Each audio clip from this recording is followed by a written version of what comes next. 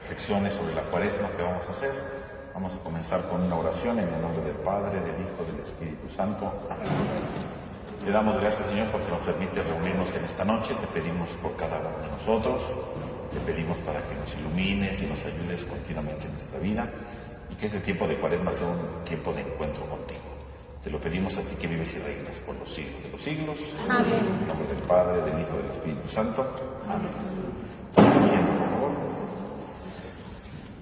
Hermanos, pues ya hemos comenzado, ¿verdad?, la cuaresma, y vamos ahora a reflexionar en estas pláticas cuaresmales que vamos a tener los viernes. Vamos a reflexionar pues algunos de los signos, ¿verdad?, de las prácticas que vivimos en cuaresma, porque a veces, ¿verdad?, pues ya las damos por hecho, ya las damos por descontado, y tal vez en muchas ocasiones pues tenemos una idea general, una idea vaga, o a lo mejor pues lo decimos por decirlo y no lo profundizamos. Entonces vamos a profundizar pues estos signos y estas prácticas propias de la cuaresma, ¿no?, para que podamos vivir mejor la cuaresma, entendiendo mejor estas prácticas que se nos van proponiendo.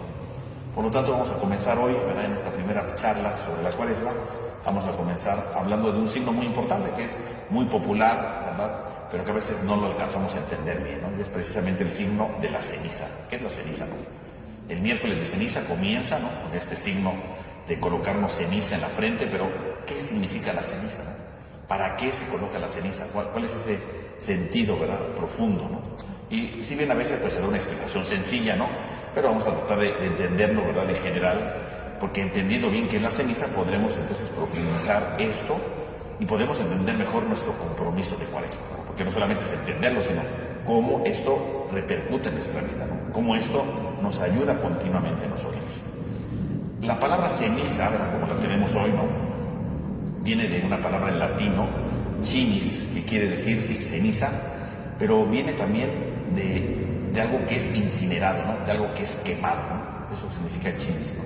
Entonces lo que es quemado, ¿no?, lo que es, ¿cómo se llama?, producto de una combustión con fuego, ¿no? Entonces eso es cinis, ¿no? Entonces cuando hablamos de ceniza, entonces estamos hablando precisamente de algo que ha sido quemado, ¿no?, de algo que ha sido destruido por el fuego, ¿no? Eso es precisamente la ceniza, ¿no? Y entonces, la ceniza en general, pues, significa eso, ¿no?, su etimología, ¿no? Ahora bien, la palabra ceniza, entonces, refiere esto. Obviamente, después va a tener un simbolismo mucho más profundo, ¿no? El símbolo de la ceniza la podemos encontrar precisamente en la Biblia, ¿no? En la Biblia podemos ver diferentes usos que se le da a la ceniza. Y si entendemos esos diferentes usos, vamos a entender entonces el valor que tiene la ceniza, ¿no?, para luego ver cuál es el valor que le está dando la liturgia, ¿no? Porque finalmente lo estamos celebrando como inicio de la cuaresma, pero hay que saber, ¿verdad?, primero en la Biblia, qué nos dice la Biblia precisamente sobre la ceniza, ¿no? En primer lugar, la ceniza era usado a veces en ciertos rituales, ¿no?, para la purificación, ¿no? Por ejemplo, si leemos nosotros en nuestra Biblia, ¿no?, la carta a los Hebreos, ¿no?, la carta a los Hebreos, en el capítulo 9,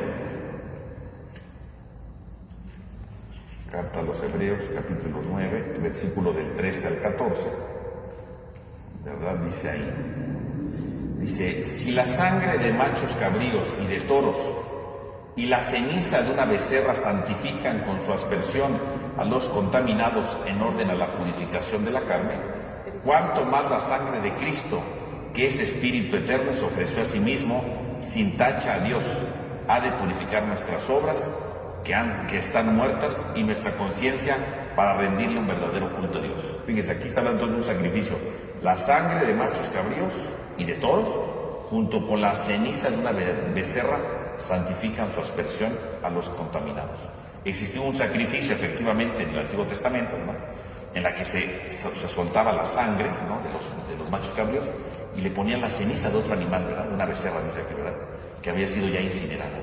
¿Por qué había sido incinerada? Porque cuando se hacían unos sacrificios, ¿verdad?, existía en la antigüedad un sacrificio que era el holocausto, ¿no?, que agarraban el animal y lo quemaban todo, ¿no? Nadie se podía quedar con nada de ese animal, todo lo consumía el fuego. Entonces, ¿qué es lo que quedaba de ahí? Ceniza. ¿Qué hacían con esa ceniza? La guardaban. Porque había otros ritos como este, ¿verdad?, que mezclaban la sangre con la ceniza. ¿Y para qué mezclaban esta sangre con la ceniza? Pues porque esta ceniza significaba purificación. Y entonces fíjense cómo la ceniza tenía entonces un uso ¿verdad? Como un rito, ¿verdad? Como un ritual, tenía como un ritual en la vida, ¿no? Tenía una capacidad de ser un rito para purificar. ¿Por qué purificaba la ceniza? Porque por un lado, pues sí, derramaban la sangre, ¿no? Y luego le echaban la ceniza. La ceniza, decíamos, había sido de un animal que había sido consumido, y entonces como había sido consumido todo el animal, quedaba nada más la ceniza. Por lo tanto, ese ser consumido por el fuego representaba la purificación de ese animal.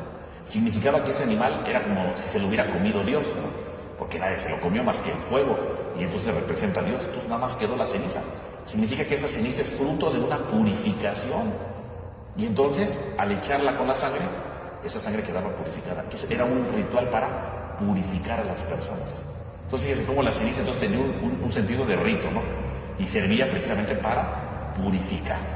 Y bueno, en el Antiguo Testamento, ¿verdad? No vamos a hacer aquí largo el cuento, pero existían hay varios ritos, ¿verdad? Sobre quemar ciertos animales, ¿no? Que si una vaca roja, ¿verdad? Que si se quema, ¿verdad? Tiene cierto valor, pero sirve para purificar. Por lo tanto, la ceniza en sí misma tiene ya un rito de purificación. Tiene un valor de purificación en los ritos, ¿no? Y tiene un valor de purificación. Entonces vean cómo la ceniza tiene en primer lugar ese signo. Otro signo de la ceniza que podemos ver en la Biblia es el arrepentimiento. Entonces cuando la ceniza servía precisamente para arrepentirse, ¿no? Para arrepentirse. Por ejemplo, eso lo podemos ver en el libro del profeta Jonás, ¿no? Digo, aparecen varios, ¿no? Pero el libro del profeta Jonás nos narra precisamente esto, ¿no? En el libro del profeta Jonás, en el capítulo 3, ¿no? El libro del profeta Jonás, capítulo 3, bueno, si es que lo encuentro, ¿no? Entonces dice, Jonás, aquí está, Jonás 3, ¿no? Dice, entonces a Jonás lo mandan, ¿verdad?, para que vaya a anunciar que se va a destruir Nínive, porque va a ser destruida, ¿verdad?, por sus pecados, ¿no? Y entonces dice Jonás 3, ¿no? Dice, por segunda vez le habló Yahvé a Jonás diciéndole, prepárate y vete a Nínive, la metrópoli, para anunciarle el mensaje que yo te comuniqué. Jonás se preparó y marchó a Nínive de acuerdo con la orden de Yahvé. Nínive era una gran ciudad, con un recorrido de 3 días. Jonás comenzó a atravesar la ciudad y caminó un día entero proclamando, en un plazo de 40 días, Nínive será destruida. Los ninivitas creyeron en Dios, organizaron un ayuno y tanto grandes y pequeños se vistieron de sayal. Y el anuncio llegó hasta el rey de Nínive, que se bajó del trono, se quitó su manto, se cubrió de sayal y se sentó en la ceniza. Y luego mandó proclamar en Nínive un decreto diciendo que todos los hombres y bestias, ganado mayor y menor, no prueben bocado ni pasten ni beban en agua, que hombres y animales se vistan de sayal y que invoquen a Dios, y que cada uno se convierta de su mala conducta y de sus acciones violentas. Bueno, pues ahí está, lo mismo. Entonces llega el profeta Jonás, dice que todo se va a destruir, ¿verdad? Que ya está el plazo, ¿verdad?, cumpliéndose, y entonces que si no se arrepienten, va a destruir Dios todo, ¿no? ¿Qué hacen los ninivitas en cuanto escuchan? Empiezan a cambiar de vida, ¿verdad? Hacen ayunos, dice que se visten de sayal, ¿verdad? El sayal pues es una tela como de costal, ¿verdad?, como de saco, ¿no? Así como cuando alguien tiene un costal, ¿no? Pues no es una tela muy finita, ¿verdad? Está toda porosa, ¿verdad?, con picos, ¿verdad? Si yo me pusiera un saco, un costal, pues me va a picar todo, ¿no? Eso era un sayal, ¿no? Era una tela muy rasposa, ¿no? Entonces uno se ponía esa para que me estuviera raspando como en señal de penitencia, ¿no?, de arrepentimiento, ¿no? Y vemos cuando dice, cuando la noticia le llegó al rey, ¿qué hizo el rey? De inmediato se bajó de su trono, ¿no? Se bajó de su trono, donde él dirige, ¿no?, al pueblo, se puso el sayal y dice, ya no se sentó en el trono. ¿Dónde se sentó? En la ceniza. ¿Y entonces qué es la ceniza? Un signo de arrepentimiento, ¿no? La ceniza es un signo de arrepentimiento, un signo de pecado, un signo de pequeñez, un signo de fragilidad. Es decir, cambió su trono por la ceniza, ¿no? Su trono, ¿qué significaría? El poder, ¿no?, el mando, donde dirige, su fuerza, ¿no? Ese es el trono. Y en cambio, en lugar de eso, se sentó en ceniza. ¿Qué significa la ceniza? Pues la sencillez, la humillación, ¿no? Dejó de sentarse en el trono donde mandaba, donde se sentía poderoso, para sentarse en la ceniza, para reconocer que él no es nada, ¿no? Porque eso significa sentarse en la ceniza, ¿no? Si la ceniza, decimos ahorita, viene de quemar algo, de algo que se destruye, que está diciendo, mi trono es este, la destrucción. La destrucción en el sentido de que no me voy a creer el que manda, aquí no, el que manda es Dios, entonces me siento en ceniza para decir, este es mi único lugar, ¿no? Yo mando desde mi pequeñez, yo mando desde mi fragilidad, yo mando, ¿verdad?, desde mi simpleza, ¿verdad? Yo mando aquí, ¿no? Y vean cómo entonces se sienta desde su pequeñez, ¿no? Desde su fragilidad, ¿no? Ahí es donde se sienta, ¿no? Vean cómo entonces podemos apreciar precisamente esta realidad, ¿no? Es Dios, ¿verdad?, que pide que cambien de vida, y vean, los ninivitas obedecen, ¿verdad? Nadie pone un pero, ni el rey. El mismo rey cambió su trono por la ceniza. Por lo tanto, ¿qué representa la ceniza? El arrepentimiento, ¿no? El saber que no soy nada, el saber que soy pequeño, que soy frágil, ¿no? Entonces es sentarse precisamente ahí, ¿no? Entonces la ceniza representa el arrepentimiento, el reconocer que no soy nada y que estoy arrepentido, que estoy dolido por eso, ¿no? Entonces, por un lado sirve para purificar en los ritos, sirve para arrepentirse, un signo de arrepentimiento. También la ceniza es un signo de luto.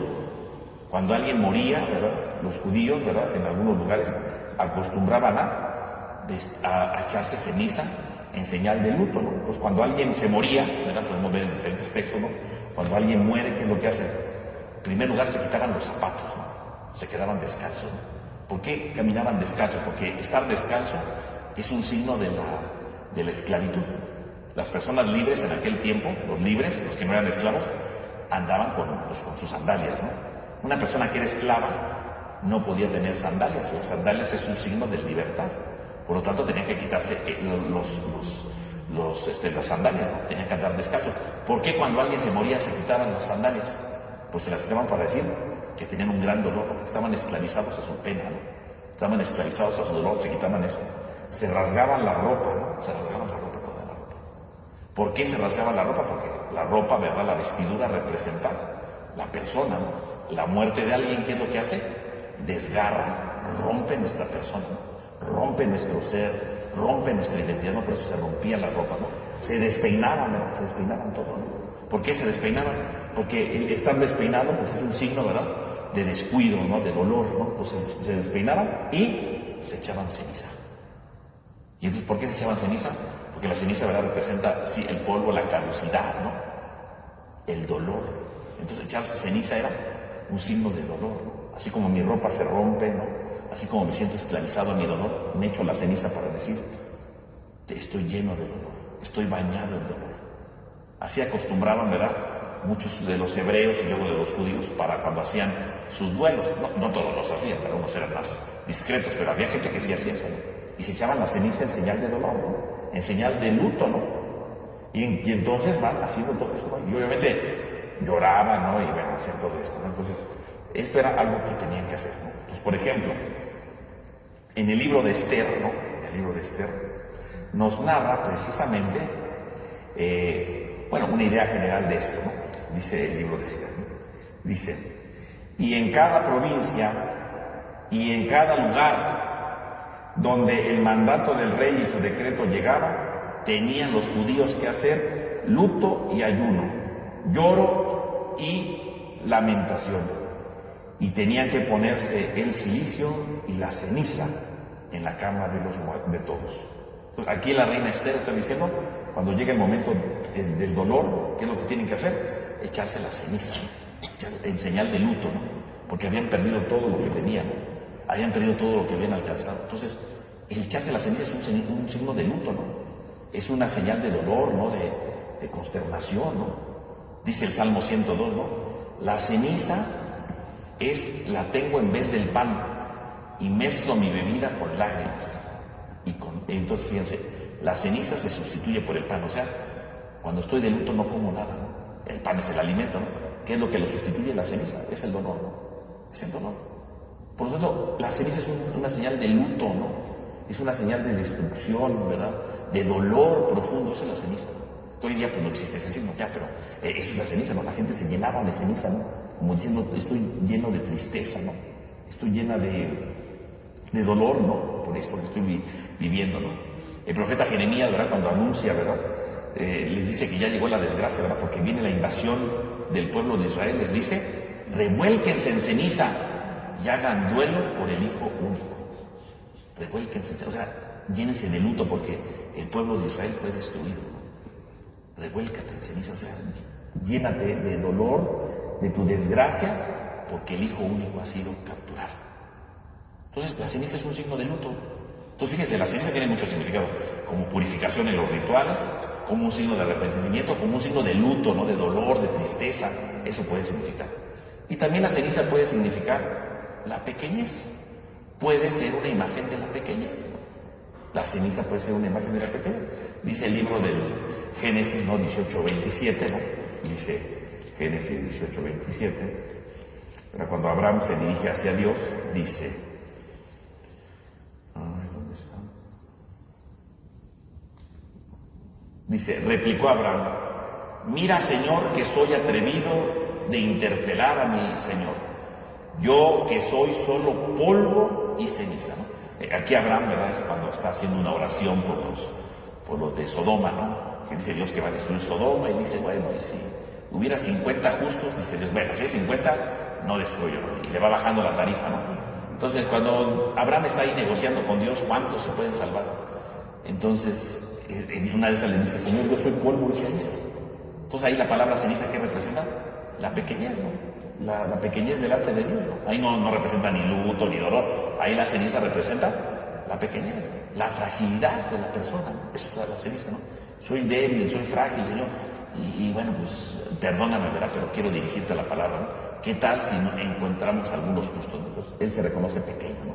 Entonces ven cómo la ceniza dentro de la Biblia tiene diferentes significados, ¿no? De entrada. Entonces el arrepentimiento, el luto, la pequeñez, la purificación, depende de los ritos, ¿no? Entonces la ceniza tiene una amplia gama de significados, ¿no? Ahora bien, la ceniza va a entrar dentro del tiempo de la Cuaresma. ¿Cómo surge la Cuaresma? La Cuaresma, hoy día pues hablamos de 40 días, ¿verdad? Ya lo tenemos muy bien colocado, ¿no? Pero en realidad la Cuaresma, ¿cómo surge? La Cuaresma no surge de un día para otro, ¿no? Cuando empieza la vida de la iglesia, ¿verdad?, a finales del siglo I, pues no existe la Cuaresma. ¿Cuál era la única Cuaresma? Bueno, ¿qué era lo equivalente a la Cuaresma? Pues lo equivalente a la Cuaresma, ¿verdad?, a finales del siglo I, pues nomás era pues 2 días de ayuno. Lo que hoy llamaríamos Viernes Santo y el Sábado Santo eran días de ayuno, nada más en eso. Porque ya el sábado por la noche celebraban la Pascua, ¿no?, lo que hoy llamamos la Vigilia Pascual, ¿no? Pero en aquel tiempo, pues solamente había esos 2 días de ayuno, ¿verdad? Y entonces los 2 días de ayuno, pues era lo que equivaldría a la Cuaresma. Ya cuando empieza el siglo II, empieza a haber una semana de preparación. Dice, bueno, pues si la Pascua es tan importante, pues como nada más 2 días, una semana, ¿no? Y empieza a celebrarse una semana de ayuno, ¿verdad?, en la que la gente se prepare, en la que la gente esté preparada mejor, y empieza a surgir, ¿no? Después, ¿verdad?, ya a finales del siglo II, en el siglo III, empieza a surgir precisamente el tiempo de 3 semanas. 3 semanas. Dijeron, no, pues una semana es muy poquito, mejor que sean 3 semanas. Entonces ya aumentaron ya 3 semanas. Y ya, ¿verdad?, para finales del siglo III, siglo IV, empiezan a hablarse de 40 días. 40 días antes de la Pascua. Y entonces, ¿verdad?, van armando los 40 días, pero cuando empieza a hablarse de la Cuaresma, los 40 días empezaban con el primer día, con el primer domingo de la Cuaresma, Y empezaba así, entonces, el primer domingo de Cuaresma hasta el Jueves Santo, que se cumplen así los 40 días, y ya luego el viernes, sábado y domingo, ¿no? Entonces así era. Pero se supone que la Cuaresma, hoy día pues ya no es así, ¿no? Pero en la Cuaresma se supone que tenían que ser 40 días de ayuno. Así empezó la Cuaresma, 40 días de ayuno. Se tenía que ayunar los 40 días para prepararse a la Pascua, ¿no? Pero entonces se toparon con un problema. Si empezaba el primer domingo, no se podían hacer los 40 días de ayuno así. ¿Por qué? Porque el domingo no se puede ayunar. El domingo es el día del Señor, ¿no? Y si es el día del Señor, el domingo no se debe de ayunar, ¿no? El domingo no se debe de ayunar. Es el día del Señor, lo dice Jesús, ¿no? No pueden ayunar mientras el novio está con ellos, ¿no? Mientras aquí está el banquete, no se puede. ¿Cuál es el día del banquete por excelencia? El domingo. El cristiano no puede ayunar el domingo, ¿no?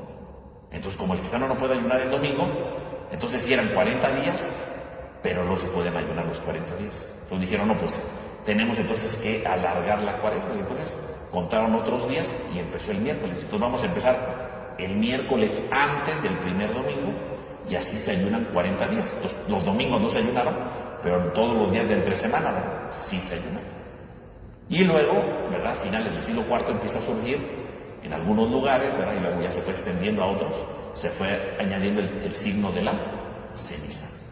Entonces, la cuaresma, ve cómo fue evolucionando, ¿verdad?, de 2 días a 1 semana, luego a 3 semanas, ¿verdad?, y luego quedó los 40 días tomando el primer domingo de cuaresma, y luego dijeron, no, pues hay que ayunar 40 días, entonces lo alargaron al miércoles, y luego metieron el signo de la ceniza en el inicio, ¿no?, y por eso empezó el miércoles de ceniza. Entonces así es como apareció, poco a poco. Entonces no es que miércoles de ceniza desde que inició la iglesia, no, estamos hablando de finales del siglo IV, ¿no? A finales del siglo IV empieza a aparecer el signo de la ceniza formalmente. Para completar los días, porque como se ayunaban los 5 domingos, entonces, bueno, contando los días sábado y domingo, se juntaban 40 días. Nada más, por eso cayó el miércoles, ¿no? Si hubiera sido más largo, hubiera sido un día más. Cayó el miércoles porque iban contando los días, ¿no?, para que fueran 40. O sea, si ustedes cuentan del miércoles de ceniza al jueves santo, sin contar los domingos, son 40 días de ayuno, no 40 días. Entonces, cuando uno ve la cuaresma, ¿verdad?, si ustedes se dan cuenta de la cuaresma, ustedes son curiosos y empiezan a contarlos, no les van a dar los 40 días, en realidad. Y uno dice, ¿pero por qué no? Pues porque el origen fue esto, ¿no? 40 días de ayuno, sin contar los domingos. Entonces, bueno, se llama cuaresma, pero en realidad dura más de 40 días en el calendario. ¿Pero por qué dura más de 40 días? Porque en la antigüedad se ayunaba 40 días, pero los domingos no se podía. Pero si van contando los días sin los domingos, sí son 40 días. Esa es la razón.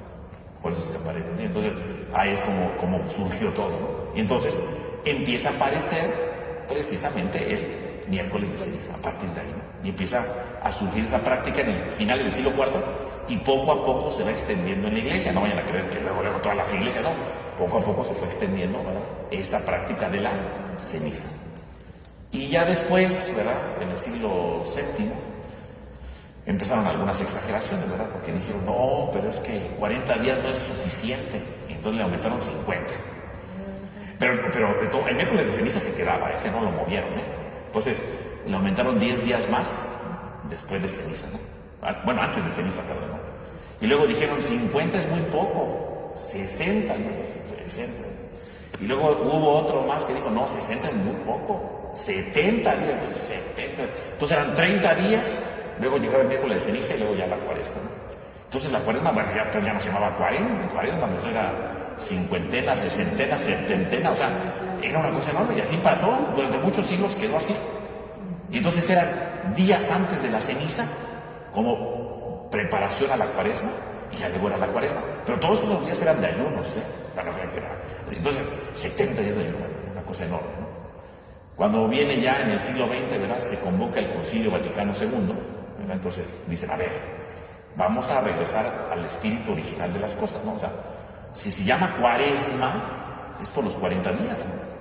Y además, el número 40, pues tiene un valor simbólico, aparece en la Biblia, las 40 días de Jesús en el desierto, los 40 días, ¿verdad?, de los ninivitas que hicieron penitencia, los 40 días que Moisés estuvo ahí con Dios, ¿verdad?, dice el libro del Deuteronomio en el capítulo 10, los 40 años en el desierto, o sea, el 40 tiene un valor más representativo que eso. Y además, eran cuando ya se estructuró todo, eran los 40 días. Entonces lo que dicen, a ver, hermano, vamos a quitar todos esos días previos y vamos a dejar la cuaresma como era, como empezó en el siglo IV, ¿no? Porque así empezó todo, con los 40 días, porque tiene un valor simbólico, es bíblico. Los 70 días no es bíblico, ¿no? Eso es una exageración. Entonces quitaron aquellos días. Pues, hoy día ya no se celebra eso, ¿no? Ya no se celebra eso.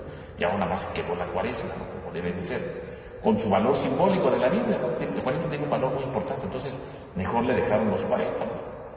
Pero para que ustedes sepan cómo fue evolucionando la cuaresma, ¿no? Hasta llegó a haber 70 días, ¿no? Así, durante muchos siglos duró eso, ¿eh? Entonces, vean cómo todo esto va evolucionando, cómo esto se va transformando y va adquiriendo ese sentido, ¿no? Entonces, la ceniza, ¿no? Entonces, la ceniza es el miércoles, ¿no? Regresando a esto, entonces, la cuaresma va a comenzar el miércoles de ceniza, ¿no? Y este miércoles de ceniza, entonces, nos prepara precisamente para este tiempo como pórtico. Y entonces, ¿qué representa esta ceniza? Bueno, por un lado, si lo pensamos bien, ¿cómo empieza la cuaresma? Con la ceniza, decimos, ¿no? ¿Cómo va a terminar la cuaresma? Con la vigilia pascual, ¿no? Bueno, pascual, con el misterio pascual, ¿no? La última cena, la muerte, ¿verdad?, en la cruz, y la resurrección en la vigilia, ¿no? ¿Cuáles son los signos de la vigilia? El fuego, ¿no?, el agua y la luz, ¿no? Esos son los signos. Entonces, lo que comienza con la ceniza debe terminar con el fuego, el agua y la luz. Entonces, en realidad el signo introductorio de la ceniza, que es la pequeñez, la fragilidad, para terminar en el agua, que es la vida, en la luz, que es la vida, en el fuego, que es la vida. Fíjense cómo todo va unido, ¿verdad? Para terminar, empezar desde la ceniza, para resurgir en la luz, ¿no?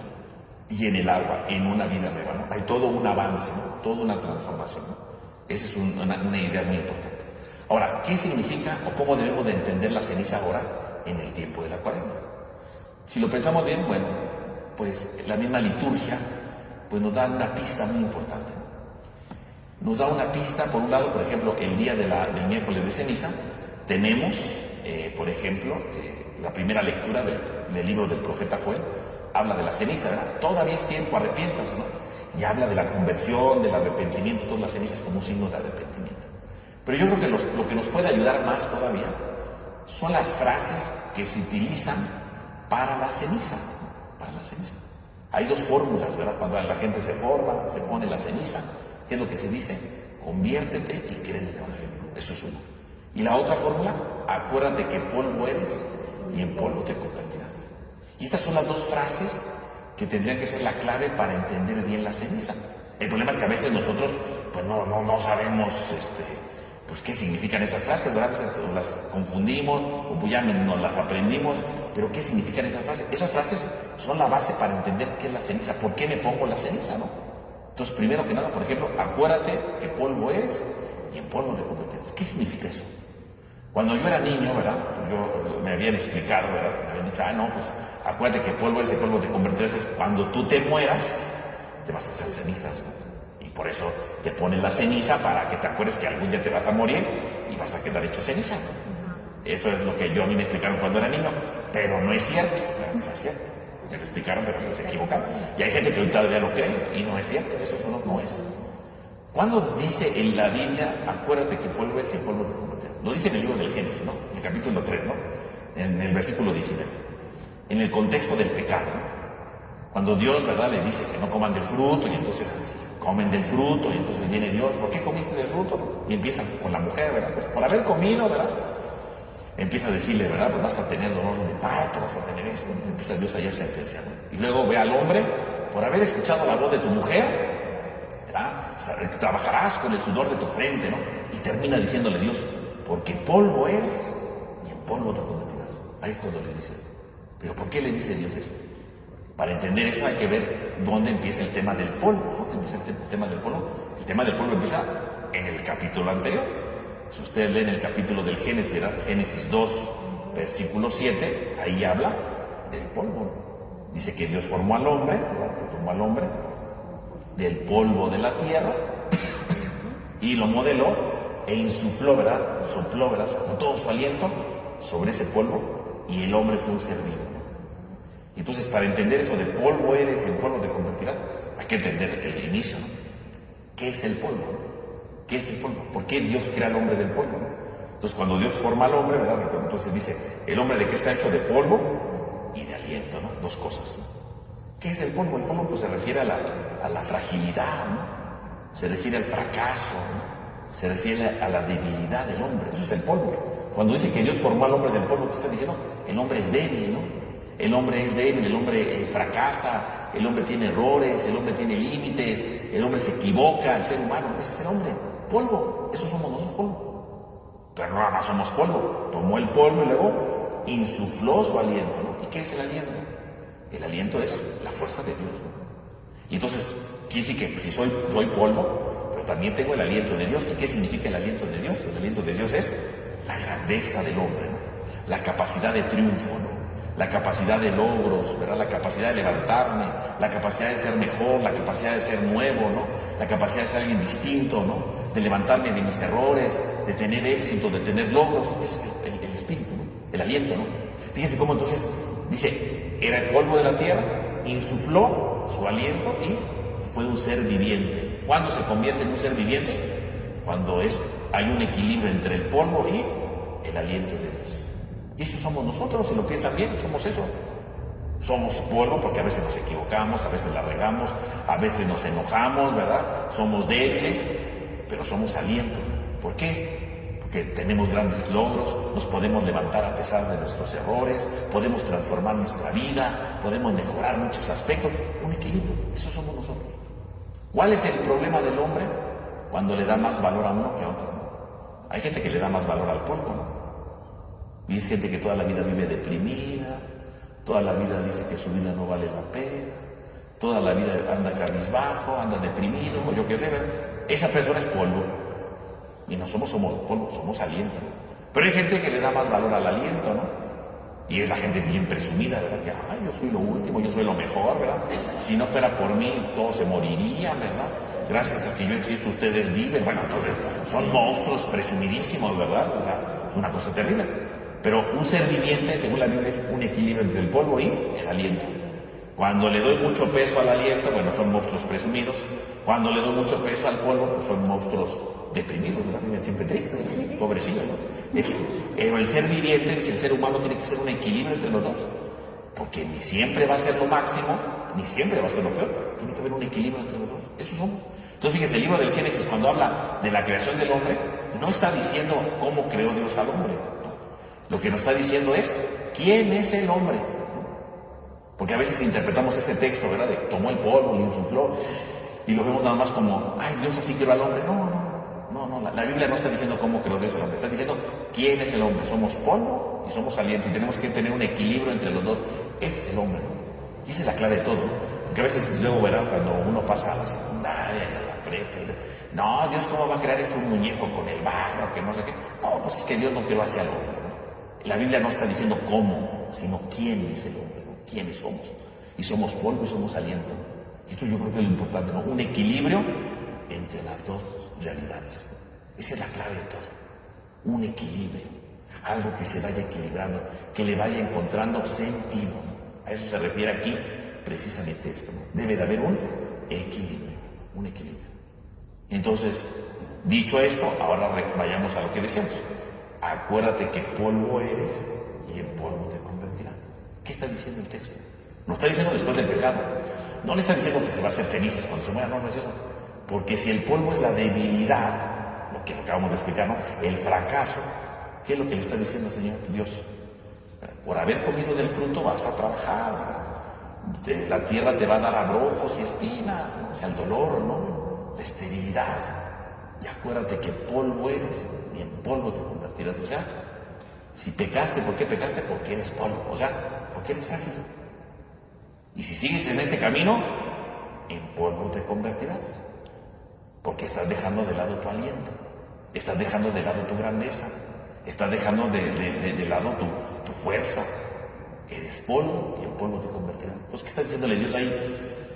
Si sigues por este camino escuchando la voz de la serpiente en lugar de estar escuchando mi voz, eres polvo, de puro polvo. Y si sigues escuchando la voz de la serpiente, en polvo te convertirás. O sea, siempre vas a ser un fracaso, siempre te vas a equivocar, siempre vas a cerrar el camino en la vida, siempre.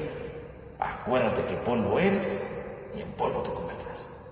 Acuérdate que eres frágil, acuérdate que eres débil. Y si sigues por el camino, ¿verdad? Por el mal camino, escuchando otras voces que no son las de Dios, en polvo te vas a convertir. Es lo que está diciendo el Dios, ¿no? Entonces está llevando, ¿verdad?, a la experiencia final de todo, ¿no? Polvo eres, porque así lo creó del polvo, pero si sigues por este camino, en polvo te convertirás. Entonces, ¿qué significa que tomamos la ceniza y nos dicen, acuérdate que polvo eres y en polvo te convertirás?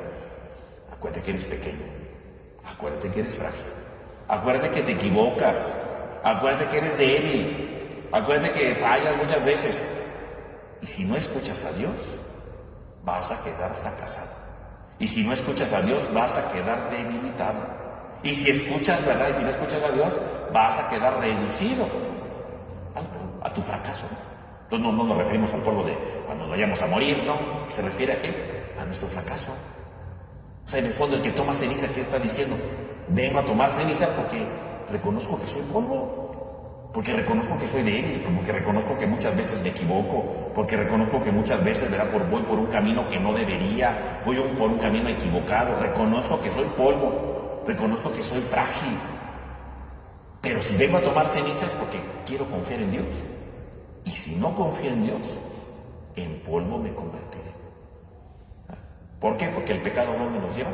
Al polvo, a la fragilidad, a la debilidad, ¿verdad? A la destrucción, ¿no? Eso tomamos ceniza. Entonces, ¿a qué viene alguien a tomar ceniza, se supone? Pues primero que nada a reconocer que somos polvo. Primero que nada a reconocer que somos frágiles, a reconocer que nos equivocamos, a reconocer que tenemos errores. Eso venimos a decirle a Dios. Todo el que viene aquí se forma y toma ceniza, ¿qué están diciéndole a Dios? Soy polvo, soy débil, me equivoco, Señor.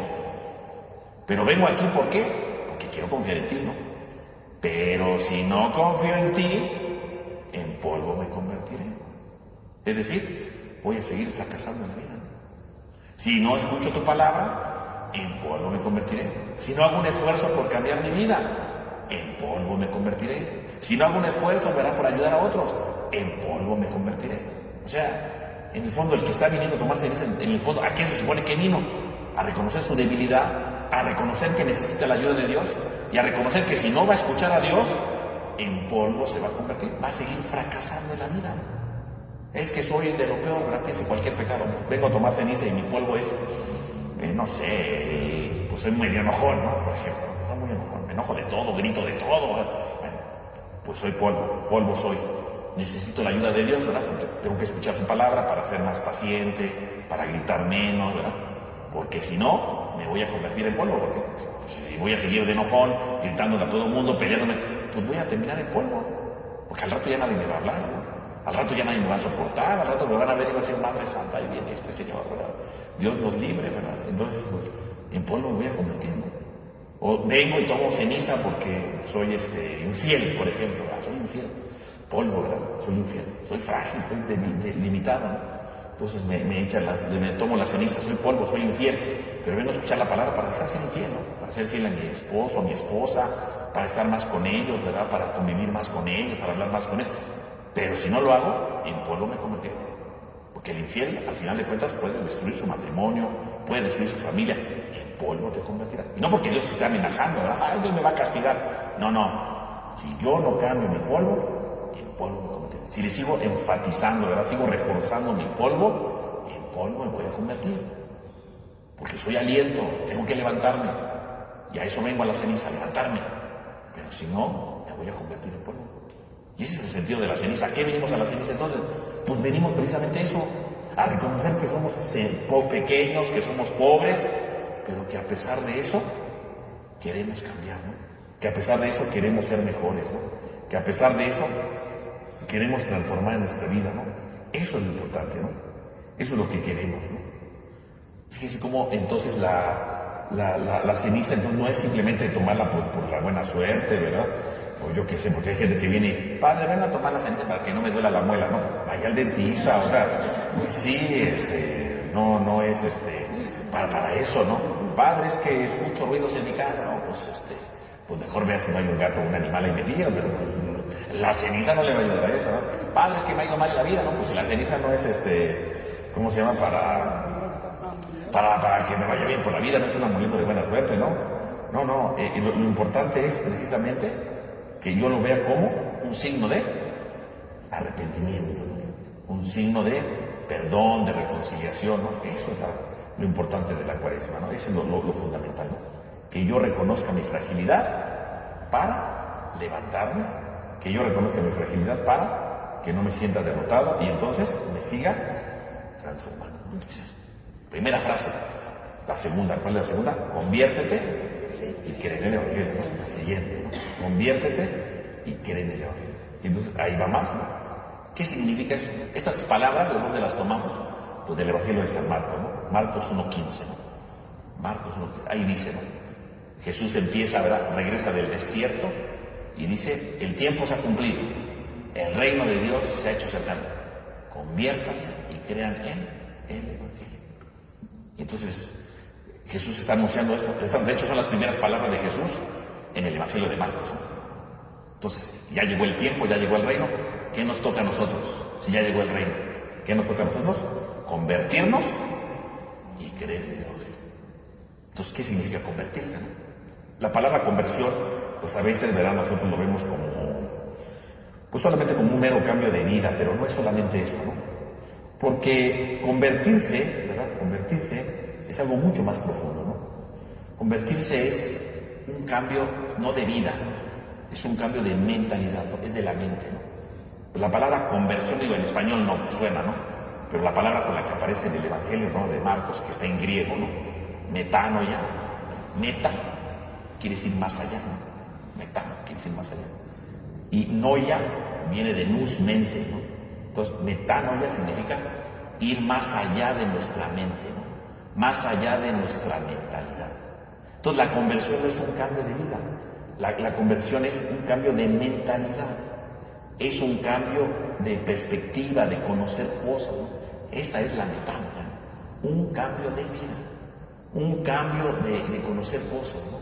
Un cambio de transformar corazones. Esa es la metanoia, ¿no? Un cambio de vida. Entonces, la conversión entonces, no es solamente que yo cambie de vida, no, sino que cambie mi manera de pensar. Si yo cambio mi manera de pensar, por añadidura, ¿qué va a pasar? Voy a cambiar mi manera de vivir, ¿no? Porque a veces hay gente que quiere cambiar su manera de vivir, pero no cambia su manera de pensar.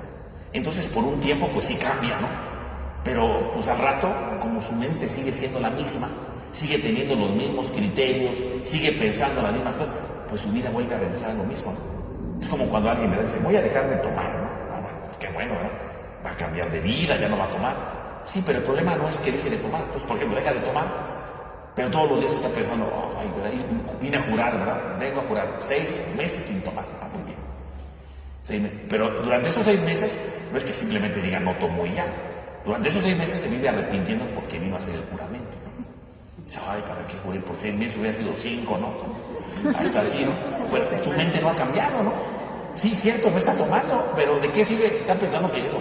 Y me estaban llevando los días, ¿no? Ay, ya falta menos. Cada día que amanezco es un día más para la bebedera. Bueno, pues, ahí va, ¿no? Pero no cambia su mentalidad, ¿no? Sigue siendo la misma mentalidad. Cambió, sí, exteriormente cambió porque no está tomando, pero ¿verdad? No deja de pensar en eso, ¿no? O hay quien viene a pedir permiso, ¿no? Otra vez dijo al padre, vengo a pedirle permiso porque voy a tomar. Bueno, ¿a mí qué? Pues sí. No, lo que pasa es que juré, bueno. Entonces, como juré, pues vengo a que usted me deje, porque eran los 15 años de no sé quién, ¿no? Entonces, vengo porque quiero tomar, ¿no? Digo, entonces lo que usted quiere es un amparo, ¿no? Para que hoy usted pueda tomar, ¿no? Bueno, pues sí, bueno. Pero a lo que voy es, a ver, pues, ¿qué significa? A ver, si yo prometí que no voy a tomar en 6 meses, ¿no? Y hoy vengo a pedir permiso, significa que sigo pensando en tomar, ¿no? No cambiamos de mentalidad, ¿no? No cambio de mentalidad. Por supuesto que cuando terminan los 6 meses, lo primero que va a hacer, ¿qué es? Irse a poner una pero buena, ¿verdad? Para desquitarse. O sea, lo que en 6 meses, ¿verdad? Estuve desintoxicado, ahorita se retoma, ¿verdad? Todo el tiempo perdido lo retomamos hoy, ¿no? Y pues no sirvió de nada, ¿no? Digo, sirvió en el sentido de que, bueno, durante esos 6 meses no tomo, pero habría que ver cómo vivió todo ese tiempo, ¿no? Porque uno vivía ansioso, vivía preocupado porque ya se acababa el tiempo, ¿no? Vivía, ¿verdad? A la cuarta peleando más porque pues estaba dejando de tomar, ¿no? O sea, habría que ver cómo vivía. ¿Cuál es el problema? No cambió su mentalidad, nada más cambió exteriormente, ¿no? Entonces, cuando Jesús dice conviértanse, no solamente es cambiar de vida, ¿no? Conviértanse es cambia tu manera de pensar, porque en la medida que cambies de pensar, tus actos van a cambiar, ¿no? Si tú dices, a ver, no voy a tomar, pero no voy a cambiar, voy a tomar, pero no solamente porque hago un juramento, sino porque efectivamente veo que el alcohol me está lastimando, que con el alcohol lastimo a mi familia, ¿verdad? Porque cuando llego todo borracho, pues por supuesto que lastimo a mi familia, ¿verdad? Los hiero, ¿verdad? Los grito, los maltrato. No está bien eso, no está bien que yo los esté haciendo eso. Y empiezo a convencerme, me dice, claro, eso está mal. Estoy cambiando mi mentalidad. No, por supuesto no se hace de un día a otro. Es lento, es gradual, ¿no? Pero lo voy haciendo, lo voy cambiando, lo voy transformando. Pero es un cambio de mentalidad.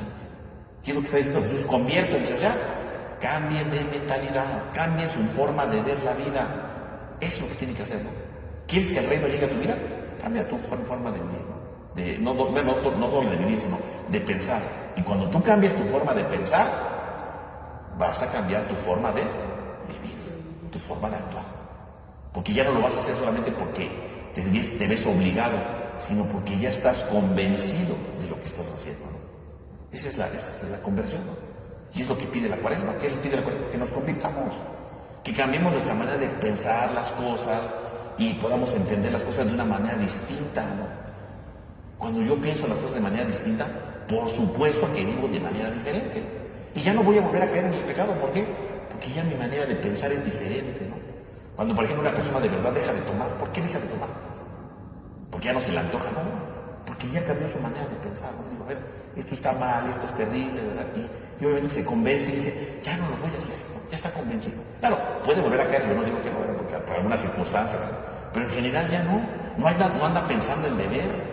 Una persona que de verdad dice, ya no voy a tomar, y de verdad lo trabaja o pide ayuda, ¿verdad? Porque hay lugares donde ayudan a todos. En el fondo, ¿qué es toda esa ayuda?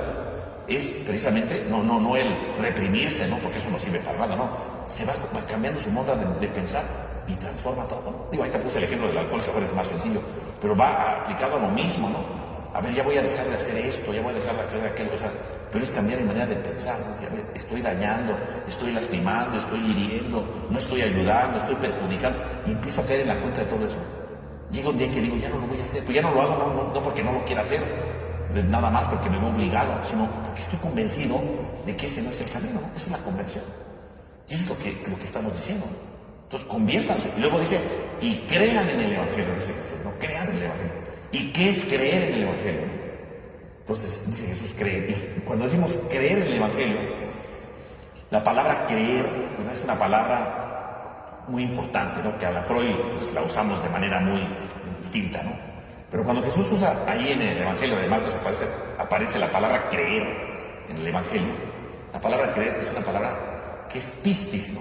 Pistis, bueno, ¿eso qué quiere decir? Bueno, pistis es aferrarse a algo, ¿no? Adherirse a algo, no estar pegado a algo, ¿no? Es eso, pistis.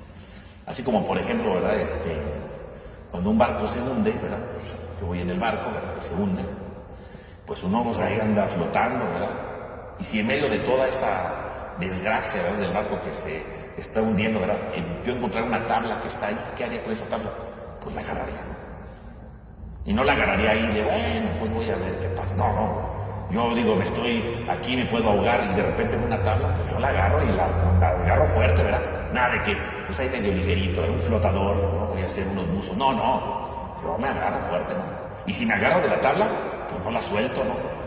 Si estoy viendo el accidente, pueden venirnos a rescatar, pues en lo que vienen o no, yo me aferro a la tabla que encontré, ¿no? Y no la suelto. Nada de que la tenga la tabla y a ver un solito, a ver qué pasa. Pues no, un solito igual me ahogo, ¿no? Es aferrarse ahí, ¿no? Es tomarla con fuerza, ¿no?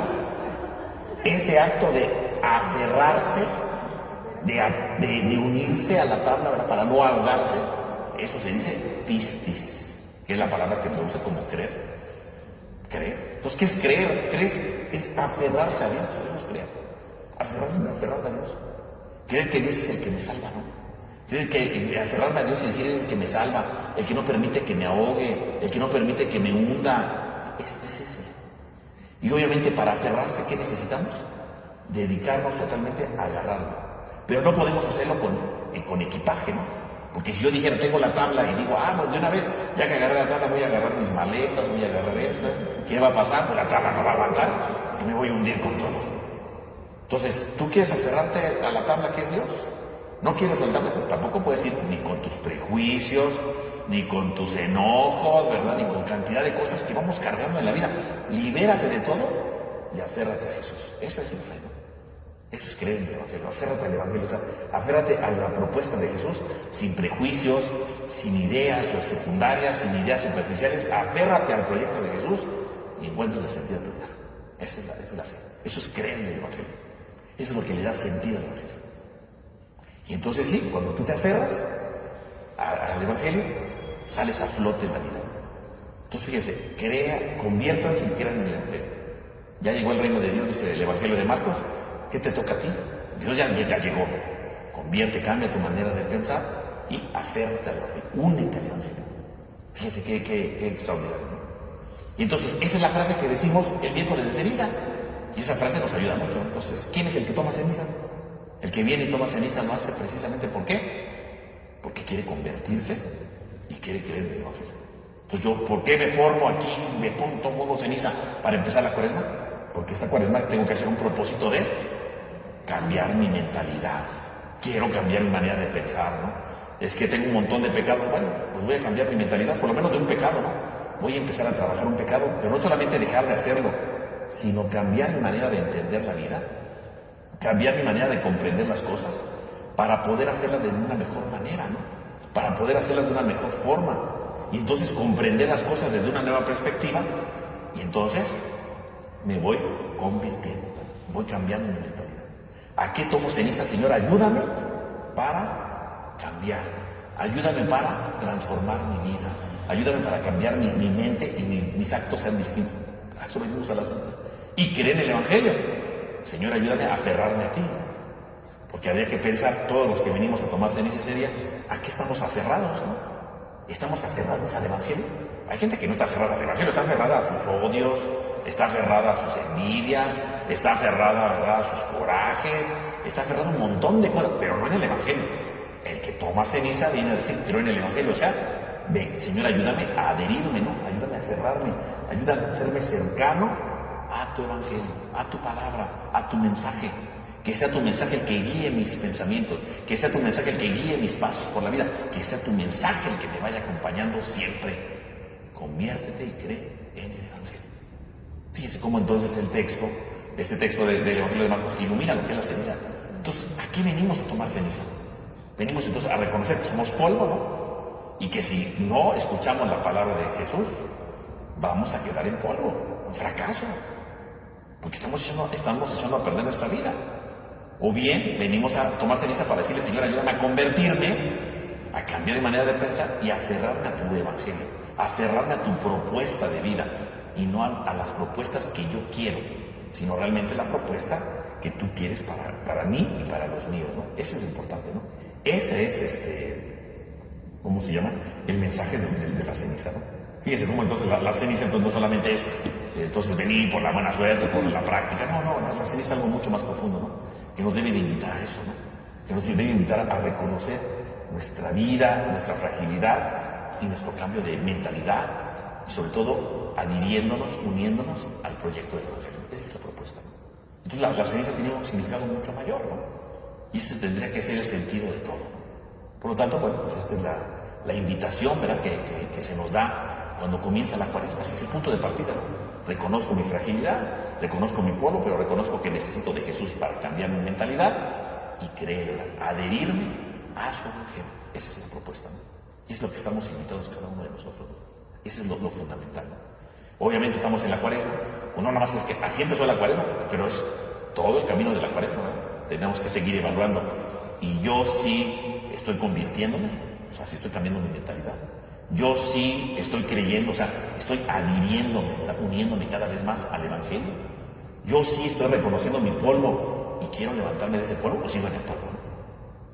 Los 40 días tendría que ser todo un examen de conciencia de cómo va nuestro polvo, de cómo va nuestro cambio de mentalidad, de cómo va nuestra adhesión, nuestra unión al Evangelio. Todo eso es lo que tendremos que estar haciendo precisamente durante la cuaresma, ¿no? Durante ese tiempo. Bueno, entonces ahí tenemos entonces la invitación que se nos hace precisamente para esto, para reconocer estas acciones en nuestra vida, ¿no? Y así empezamos la cuaresma. Yo creo que ese es el punto de partida para irlo entendiendo, ¿no? Para irlo comprendiendo en cada uno de nosotros, ¿no? Bien. ¿Alguna duda, pregunta que quede todo esto? Sí. Por ejemplo, cuando uno habla de evangelio, ¿qué se debe entender por evangelio? Evangelio es la predicación de Jesús, el proyecto de Jesús. Por ejemplo, si yo por ejemplo tengo una falta de fe, ese sería, por ejemplo, ¿cómo se llama? Buscar adherirme, por ejemplo, a Dios. Sí, tener una falta de fe, ¿qué sería? Cuando yo no estoy unida totalmente a Dios. Pero, por ejemplo, yo he entendido, por ejemplo, que la fe es confiar en Dios. Por ejemplo, yo creo en Dios, o sea, sé que Dios está. ¿Pero qué es confiar? Adherirse, ¿no? Digo, siguiendo la palabra griega, ¿no? Siguiendo la palabra griega. Es que esa parte es la que se me hace un poquito más, por ejemplo, cuando usted dice adherirse, o sea, yo leo la Biblia, pero me resulta la parte práctica de la que me resulta más difícil. Claro, pero la práctica es ese adherirse, ¿no? En la medida que yo lo voy poniendo en práctica es que me estoy adhiriendo, estoy uniéndolo, ¿no? Porque forma parte de mi vida. En la medida que digo, yo no voy a hacer eso, pues me estoy soltando de esa tabla, ¿no? Esa sería como la idea. Tomando en cuenta la palabra, ¿no? Que está dando ahí. Sí, es exigente, ¿no? Pero es finalmente lo que está diciendo Jesús. Bien. Bueno, entonces, la próxima semana, pues ya viene la fiesta, ya viene casi nuestra fiesta patronal, ¿no? Entonces, la próxima semana, el próximo viernes, en lugar de la plática de Cuaresma, vamos a tener, ¿verdad? Jueves y viernes, va a haber unas pequeñas reflexiones sobre la Virgen María como preparación a nuestra fiesta de la Encarnación. Entonces, el próximo viernes va a haber una reflexión, pero en torno a la Virgen, para prepararnos a la fiesta de Nuestra Señora de la Encarnación. Los jueves y viernes se van a preparar unas reflexiones sobre la Virgen como preparación para nuestra fiesta, por un lado. Y ya dentro de 15 días seguimos con nuestra segunda charla cuaresmal, nuestra segunda plática cuaresmal, que vamos a hablar sobre el ayuno. ¿Qué entendemos por el ayuno? Porque a veces pues medio lo entendemos, medio sabemos, ¿verdad? Medio digo yo alguna cosa, pero vamos a tratarlo de explicar bien para comprender verdaderamente el sentido del ayuno, ¿no? Entonces, dentro de 15 días, todas las 2 semanas sí va a haber, pero va a ser en torno a la Virgen, ¿verdad? Porque pues estamos en esta preparación para nuestra fiesta patronal, ¿no? Entonces, jueves y viernes van a ser las reflexiones. El sábado incluso, ¿verdad? Sábado vamos a tener a las 6 de la tarde el rezo del Rosario en honor a la Virgen de la Encarnación, y ya luego el 25, pues la fiesta de la Virgen, ¿no? Entonces, para que lo tomemos en cuenta. Entonces vamos a concluir, ¿verdad? Haciendo una oración en el nombre del Padre, del Hijo y del Espíritu Santo. Amén. Te damos gracias, Señor, porque nos permite reunirnos en esta noche. Te pedimos por cada uno de nosotros para que nos ilumines, para que nos ayudes, y para que, reconociendo el grande valor de la ceniza, el grande compromiso, nos ayudes también a nosotros a que esa ceniza no se quede solamente en un signo exterior, sino en un compromiso de reconocer quiénes somos y quiénes debemos de ser a la luz de tu Evangelio, cambiando nuestro modo de pensar. Te lo pedimos a ti, que vives y reinas por los siglos de los siglos. Amén. En el nombre del Padre, del Hijo y del Espíritu Santo. Amén. Pues que tengan todos ustedes una buena noche y que descansen. Muchas gracias.